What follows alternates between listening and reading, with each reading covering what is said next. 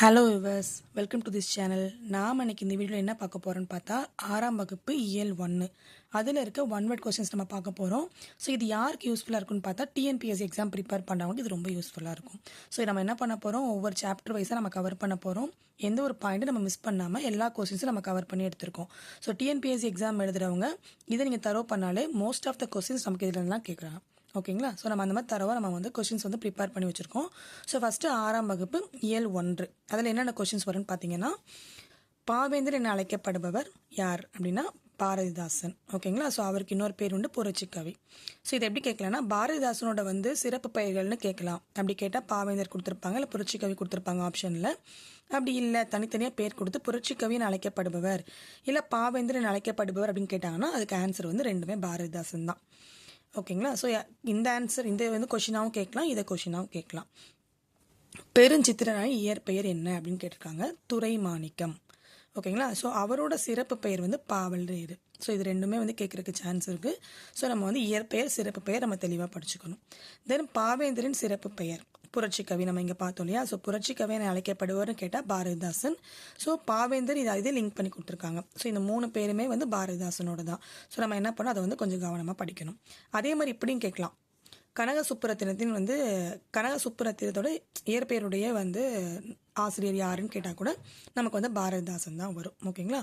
So பாவேந்தர், புரட்சிக்கவி, பாரதிதாசன். அவருடைய இயற்பெயர் பார்த்தா கனக சுப்புரத்தினம்.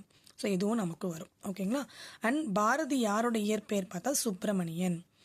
ஓகேவா? ஸோ அதுக்கப்புறம் இன்பத்தமிழ் அப்படிங்கிற பாடலோட பாடல் ஆசிரியர்னு கேட்கலாம், இயற்றியவர்னு கேட்கலாம், நூலாக இருந்தால் நூல் ஆசிரியர்னு கேட்கலாம். ஸோ எப்படி கேட்டாலும் நமக்கு என்னென்னா அந்த பாடலோட ஆசிரியர் தான். ஸோ நம்ம அதை பார்த்துக்கணும்.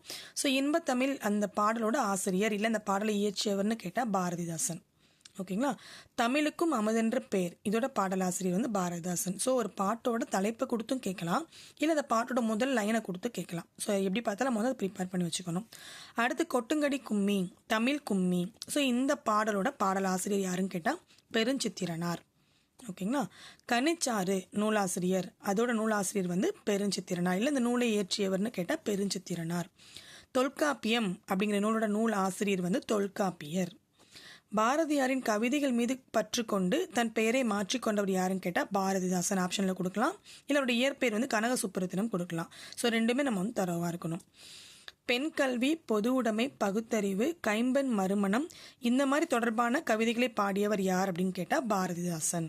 ஸோ இவரோட பாடல்களில் அதில் இடம்பெற்ற கவிதைகளில் பார்த்தீங்கன்னா பெண் கல்வி, பொது உடைமை, பகுத்தறிவு, கைம்பெண் மறுமணம் இது தொடர்பான கவிதைகள் நிறையா இருக்கும். ஸோ அந்த கவிதைகள் பாடியவர் பாரதிதாசன். தமிழே உயிரே வணக்கம் இந்த பாடலோட பாடலாசிரியர், இந்த பாடலை இயற்றியவர் யாருன்னு கேட்டால் காசி ஆனந்தன். பெருஞ்சித்திரன் எழுதிய நூல்கள் என்னென்னு கேட்டால் கனிச்சாறு, கொய்யாக்கனி, நூறாசிரியம், பாவிய கொத்து. ஓகேங்களா?